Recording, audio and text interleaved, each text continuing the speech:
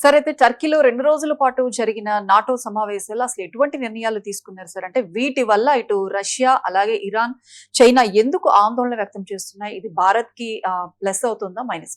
Yes అండి. ఇప్పుడు NATO దేశాలు 32 నాటో దేశాల కూటమి 36వ సమావేశం టర్కీ రాజధాని అంకారాలో జరిగింది. దీనికి ఇటు US president, Canadian prime minister, అక్కడ నార్త్ అమెరికా నుంచి, తర్వాత ఇటు యూరోప్ నుంచి 30 దేశాది నేతలు, అంటే గవర్నమెంట్స్ ఆఫ్ ది స్టేట్, తర్వాత ప్రభుత్వ అధినేతలు, తర్వాత స్టేట్ ప్రభుత్వ పెద్దలు ఇద్దరు కలిసి అధ్యక్షుడు కానీ ప్రైమ్ మినిస్టర్ కానీ అటెండ్ అవుతారన్నమాట.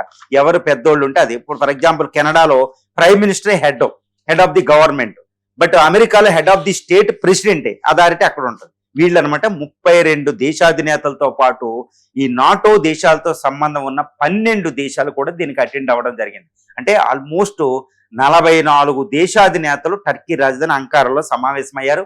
ఈ టర్కీ ఏంటంటే భయంకరమైన నిర్ణయాలు తీసుకుంది. ఈ నిర్ణయాలు ఇప్పుడు ప్రపంచ రాజకీయాలను సమూలంగా మార్చేది. ఇప్పుడు దాకా ఏంటంటే ఈ ట్రంప్ ఏంటంటే నాటోలోంచి విడిపోతాను అన్న డొనాల్డ్ ట్రంప్ ఇప్పుడు నాటోతో విడిపోకుండా నాటో దేశాలతో సంబంధాలు పెంచుకున్నాడు.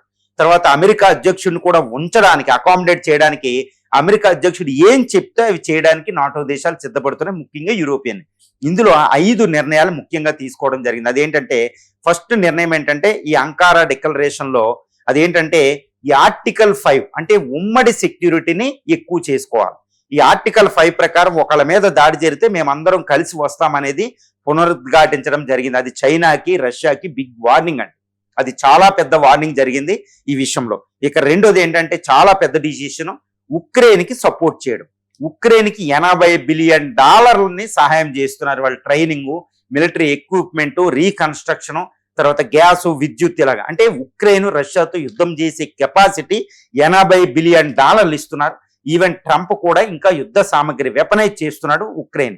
అంటే రష్యా చాలా విపత్కర పరిస్థితిలో పడే అవకాశం అక్కడ ఉంది. ఇది 2. ఇక మూడోది ఏంటంటే మొత్తం 32 దేశాలు కలిపి తన డిఫెన్స్ బడ్జెట్ ని పెంచడం. ఆల్మోస్ట్ 2% వరకు డిఫెన్స్ బడ్జెట్ ని పెంచడం. అంటే అమెరికాది, అంటే కలెక్టివ్ బర్డెనింగ్, షేరింగ్ ది బర్డెన్ అంటారనమాట. అంటే అమెరికాయే కాదు మిగిలిన దేశాలు కూడా భారాన్ని పంచుకుంటున్నాయి. ఇది అమెరికా అధ్యక్షుడు కోరుకున్నది అనమాట, ట్రంప్ కోరుకున్నది. ఇది ఫుల్ఫిల్ అవ్వడం జరిగింది. ఇది 3వ డిసిషన్. ఇక 4వది ఏంటంటే ఇప్పుడు ప్రస్తుతం జరుగుతున్న ఇరాన్, తర్వాత ఇటు మిడిల్ ఈస్ట్, సౌత్ చైనా సీలో అలజడుల్ని కలిసి పరిష్కరించాలి. అంటే చైనాకి వార్నింగు, ఇరాన్కి వార్నింగు, ఉక్రెయిన్తో యుద్ధం చేస్తున్న రష్యాకి దారుణమైన వార్నింగ్ ఇవ్వడం జరిగింది.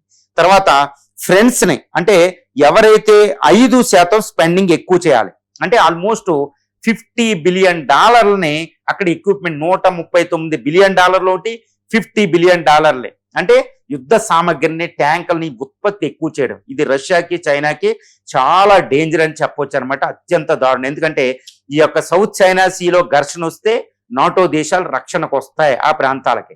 తర్వాత ఫ్రీ నావిగేషన్, అంక్లాస్ ని ఫ్రీ నావిగేషన్ ఉండాలి అని చైనాకి, రష్యాకి వాళ్ళు వార్నింగ్ ఇవ్వడం జరిగింది.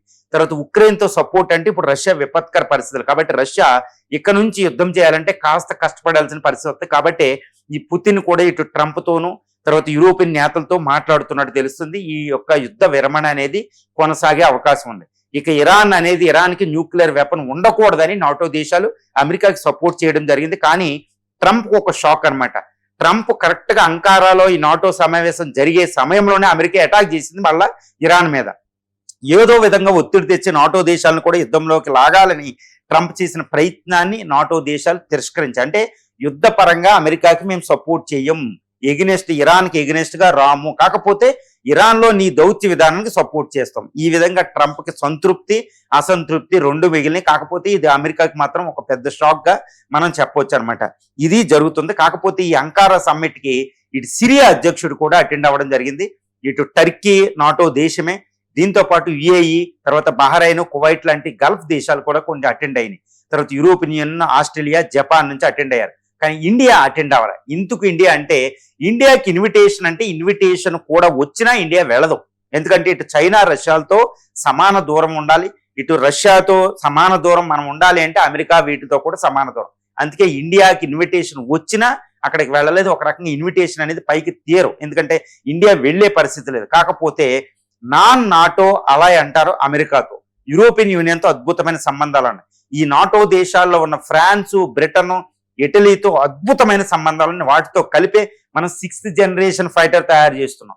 రష్యాతోటి సంబంధాలు ఉన్నాయి. అంటే ఇండియాకి ఏంటంటే మల్టీ అలైన్మెంట్, అన్ని దేశాలతో సమానమైన దూరం, సమానమైన క్లోజ్నెస్, సమాన సంబంధాలు ఉండాలి.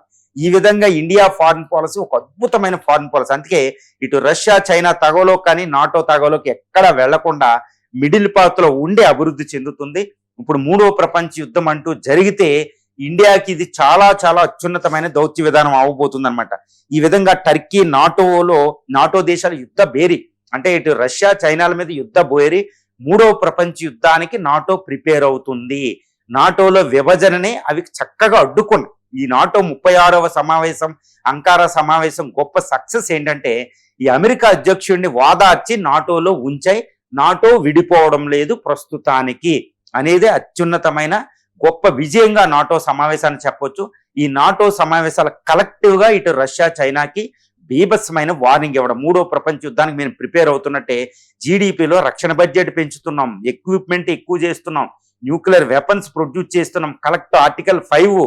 కాబట్టి ఇటు ఉక్రెయిన్ కి సహాయంగా ఉంటాం, ఇరాన్ కి వ్యతిరేకంగా ప్రవర్తిస్తాం, చైనా ఇష్టం వచ్చినట్టు చేస్తే సౌత్ చైనా సీలో మేము ఒప్పుకోం. అంటే ఇంటర్నేషనల్ లా అండ్ ఆర్డర్ని వాళ్ళు ప్రమోట్ చేస్తున్నారన్నమాట. ఇది ఇండియాకి మంచిది, ఇండియాకి చాలా ఉత్తమం. ఎందుకంటే చైనాను అడ్డుకునే విధంగా అది ట్రై చేస్తుంది. హర్మూజ్ స్ట్రైట్ లో పీస్ కోసం కూడా నాటో ట్రై చేస్తుంది. కాబట్టి ఈ నాటో టర్కీలో జరిగిన నాటో సమావేశం అనేది 3వ ప్రపంచ యుద్ధానికి సిద్ధపడడం, చైనా ప్రపంచాన్ని కంట్రోల్ చేసుకోవాలనే దాన్ని వ్యతిరేకించడం, ఇది ఇండియాకి ఉత్తమం. కాకపోతే 3వ ప్రపంచ యుద్ధానికి మాత్రం ఇది యుద్ధ బేరిగా చెప్పుకోవచ్చు.